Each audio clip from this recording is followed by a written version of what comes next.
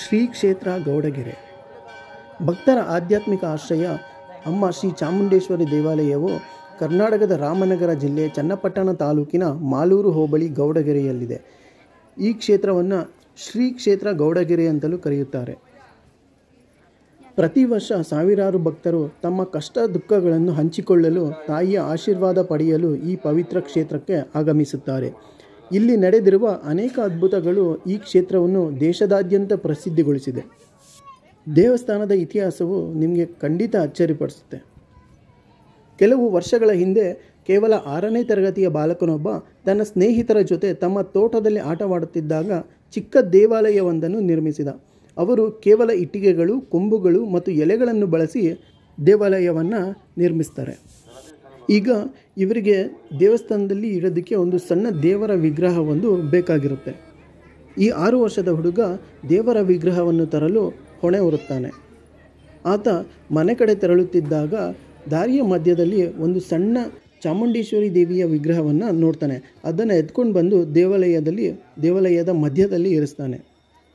ವಿಗ್ರಹವು ಅತಿ ಚಿಕ್ಕದಾದ್ದರಿಂದ ಅದು ಕಣ್ಣಿಗೆ ಸರಿಯಾಗಿ ಕಾಣುತ್ತಿರಲಿಲ್ಲ. ಹುಡುಗನು ತನ್ನ ಮನೆಯಿಂದ ದೊಡ್ಡ ಚಾಮುಂಡೇಶ್ವರಿ ದೇವಿಯ ಚಿತ್ರವೊಂದನ್ನು ತರಲು ನಿರ್ಧರಿಸ್ತಾರೆ. ಆ ಚಿತ್ರವನ್ನು ತಂದು ಅವರು ದೇವಿಯ ಪೂಜೆಯನ್ನು ಮಾಡಿರ್ತಾರೆ. ಆ ದಿನದಿಂದ ಆ ಹುಡುಗನು ಅಚೇತನನಾದನು. ದಿನದಿಂದ ದಿನಕ್ಕೆ ಅವನು ಪ್ರತಿದಿನವೂ ದುರ್ಬಲನಾಗಿ ಹೋಗ್ತಾ ಇರ್ತಾನೆ. ವೈದ್ಯಕೀಯವಾಗಿ ಎಲ್ಲವೂ ಸರಿ ಇದ್ದರೂ ಕಾರಣ ಮಾತ್ರ ಯಾರಿಗೂ ಗೊತ್ತಾಗ್ತಾ ಇರೋದಿಲ್ಲ. ಆಗ ಒಬ್ಬ ಜ್ಯೋತಿಷಿ ಹೇಳ್ತಾರೆ, ಈ ಮಗುವಿಗೆ ಯಾವುದೇ ರೋಗವಿಲ್ಲ, ಇವನು ತನ್ನ ಆರಾಧ್ಯ ದೈವ ದೇವಿ ಚಾಮುಂಡೇಶ್ವರಿ ತಾಯಿಯ ಕೃಪೆಯಿಂದ ದಿವ್ಯ ದೃಷ್ಟಿಯನ್ನು ಪಡೆದಿರುತ್ತಾನೆ ಎಂದು. ಹುಡುಗನು ಭಾವಾವೇಶದ ಸ್ಥಿತಿಯಲ್ಲಿ ಮಾತನಾಡುತ್ತಿದ್ದಾಗ ಅವನ ಮಾತುಗಳು ಎಲ್ಲವೂ ನಿಜವಾಗುತ್ತಿದ್ದವು. ಒಂದು ದಿನ ದೇವಿಯ ಆದೇಶದಂತೆ ಆ ತೋಟದ ಪಕ್ಕದಲ್ಲೇ ನಿಜವಾದ ದೇವಾಲಯವನ್ನು ನಿರ್ಮಿಸಲು ತಿಳಿಸಲಾಗುತ್ತದೆ. ಅದರಂತೆ ಗ್ರಾಮಸ್ಥರು ತಾಯಿಯ ಆದೇಶ ಪಾಲಿಸಿ ದೇವಾಲಯವನ್ನು ನಿರ್ಮಿಸಿರುತ್ತಾರೆ. ಈಗ ಆ ಬಾಲಕನಾದ ಮಲೇಶ್ ದೇವಾಲಯದ ಮುಖ್ಯ ಪೂಜಾರಿಯಾಗಿದ್ದಾನೆ.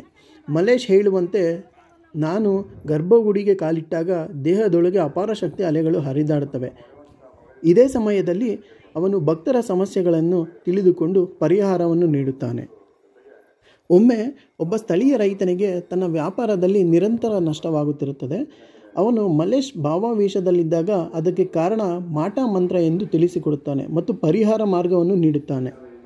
ಮಲೇಶ್ ದೇವಾಲಯದ ಬಸವನನ್ನು ಆ ರೈತನ ತೋಟಕ್ಕೆ ಕಳುಹಿಸಿಕೊಡುತ್ತಾನೆ. ಬಸವ ತೋಟದ ಸುತ್ತ ತಿರುಗಿ ಒಂದು ಸ್ಥಳದಲ್ಲಿ ನಿಂತು ತನ್ನ ಕೊಂಬಿನಿಂದ ನೆಲವನ್ನು ತಿವಿಯುತ್ತದೆ. ರೈತ ಅಲ್ಲಿ ತೋಡಿದಾಗ ಅಲ್ಲಿ ಸಣ್ಣ ಲೋಹದ ಪಾತ್ರೆ ಹಾಗೂ ಮಾಟ ಮಂತ್ರದ ವಸ್ತುಗಳು ಪತ್ತೆಯಾದವು.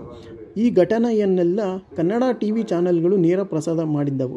ಆ ದಿನದಿಂದ ಈ ದೇವಾಲಯವು ಮಾಟ ಮಂತ್ರದಿಂದ ಬಾಧಿತರಾದವರ ಶರಣಾಗತಿಯ ಕ್ಷೇತ್ರವಾಯಿತು. ಈ ಕ್ಷೇತ್ರವು ಮದ್ಯಾಸಕ್ತಿಯಿಂದ ಮುಕ್ತಿ ಪಡೆಯಲು ಹೋರಾಡುತ್ತಿರುವವರಿಗೂ ಅತ್ಯಂತ ಶಕ್ತಿಯ ಸ್ಥಳವಾಗಿದೆ. ಈ ತಾಯಿಯ ಆಶೀರ್ವಾದದಿಂದ ದುಷ್ಟಶಕ್ತಿಗಳು, ನಕಾರಾತ್ಮಕ ಶಕ್ತಿಗಳು ಎಲ್ಲ ನಾಶವಾಗುತ್ತವೆ ಎಂದು ಭಕ್ತರು ನಂಬುತ್ತಾರೆ. ಒಂದು ವಿಶೇಷ ಸಂಗತಿ ಎಂದರೆ ಮಲೇಶ್ನನ್ನು ಗ್ರಾಮಸ್ಥರು ಸ್ವಾಮೀಜಿ ಎಂದು ಪರಿಗಣಿಸುವುದಿಲ್ಲ. ಅವರು ಅವನನ್ನು ಸಾಮಾನ್ಯ ಯುವಕನಂತೆ ಕಾಣುತ್ತಾರೆ. ಆದರೆ ಅವನ ಮೂಲಕ ದೇವಿಯು ಮಾತನಾಡುತ್ತಿದ್ದಾಳೆ ಎಂಬ ವಿಶ್ವಾಸ ಎಲ್ಲರಲ್ಲಿಯೂ ಇದೆ. ಈ ಶಕ್ತಿಯುತ ಶ್ರೀ ಚಾಮುಂಡೇಶ್ವರಿ ದೇವಾಲಯವು ಕರ್ನಾಟಕದ ರಾಮನಗರ ಜಿಲ್ಲೆ ಚನ್ನಪಟ್ಟಣ ತಾಲೂಕಿನ ಗೌಡಗೆರೆ ಗ್ರಾಮದಲ್ಲಿದೆ. ಈ ಪ್ರಸಿದ್ಧ ಸ್ಥಳವನ್ನು ಶ್ರೀ ಕ್ಷೇತ್ರ ಗೌಡಗೆರೆ ಅಂತಲೂ ಕರೀತಾರೆ. ನೀವು ಒಂದು ಸಲವಾದರೂ ಈ ಪವಿತ್ರ ಕ್ಷೇತ್ರಕ್ಕೆ ಭೇಟಿ ನೀಡಿ ತಾಯಿಯ ಆಶೀರ್ವಾದವನ್ನು ಪಡೆದುಕೊಳ್ಳಬೇಕು. ಏಕೆಂದರೆ ಇಲ್ಲಿ ಇರುವ ತಾಯಿ ನಿಜವಾದ ಶಕ್ತಿಯ ರೂಪ ಶ್ರೀ ಚಾಮುಂಡೇಶ್ವರಿ ದೇವಿ ಅಂತ ಜನ ನಂಬ್ತಾರೆ ಮತ್ತು ಭಕ್ತಿಯಿಂದ ಆರಾಧನೆ ಮಾಡ್ತಾರೆ. ಜಗತ್ತಿನ ನಾನಾ ಭಾಗಗಳಿಂದ ಸಾವಿರಾರು ಭಕ್ತರು ತಮ್ಮ ಕಷ್ಟ ದುಃಖಗಳನ್ನು ತೋರಿ ಆಕೆಯ ಆಶೀರ್ವಾದವನ್ನು ಪಡೆಯಲು ಪ್ರಪಂಚದಾದ್ಯಂತ ಈ ದೇವಾಲಯಕ್ಕೆ ಆಗಮಿಸುತ್ತಾರೆ. ಈ ದೇವಾಲಯದಲ್ಲಿ ಪ್ರತಿನಿತ್ಯ ಭೋಜನದ ವ್ಯವಸ್ಥೆಯೂ ಕೂಡ ಇರುತ್ತದೆ. ಪ್ರತಿನಿತ್ಯದ ಅನ್ನದಾಸೋಹಕ್ಕೆ ಭಕ್ತರು ಕೂಡ ಕಾಣಿಕೆಯನ್ನು ನೀಡಬಹುದು. ಈ ಕ್ಷೇತ್ರಕ್ಕೆ ತಲುಪಲು ಸರ್ಕಾರಿ ಬಸ್ಗಳ ಸೌಲಭ್ಯವೂ ಇದೆ. ಹಾಗೆ ಚನ್ನಪಟ್ಟಣದಿಂದ ಆಟೋಗಳು ನಿಮಗೆ ಲಭ್ಯವಿರುತ್ತದೆ. ಸ್ವಂತ ವಾಹನದಲ್ಲಿ ಇಲ್ಲಿಗೆ ಬರುವವರಿಗೆ ಪಾರ್ಕಿಂಗ್ ವ್ಯವಸ್ಥೆಯೂ ಕೂಡ ಇರುತ್ತದೆ. ಈ ಕ್ಷೇತ್ರದಲ್ಲಿ ವೇಗವಾಗಿ ನಡೆಯುತ್ತಿರುವ ಅಭಿವೃದ್ಧಿಯು ತಾಯಿಯ ಅನುಗ್ರಹದಿಂದ ಭವಿಷ್ಯದಲ್ಲಿ ಇದು ಭಾರತ ದೇಶದ ಪ್ರಮುಖ ಧಾರ್ಮಿಕ ಹಾಗೂ ಪವಿತ್ರ ಕ್ಷೇತ್ರಗಳಲ್ಲಿ ಒಂದಾಗಿ ಬೆಳೆಯುವುದನ್ನು ಸೂಚಿಸುತ್ತದೆ.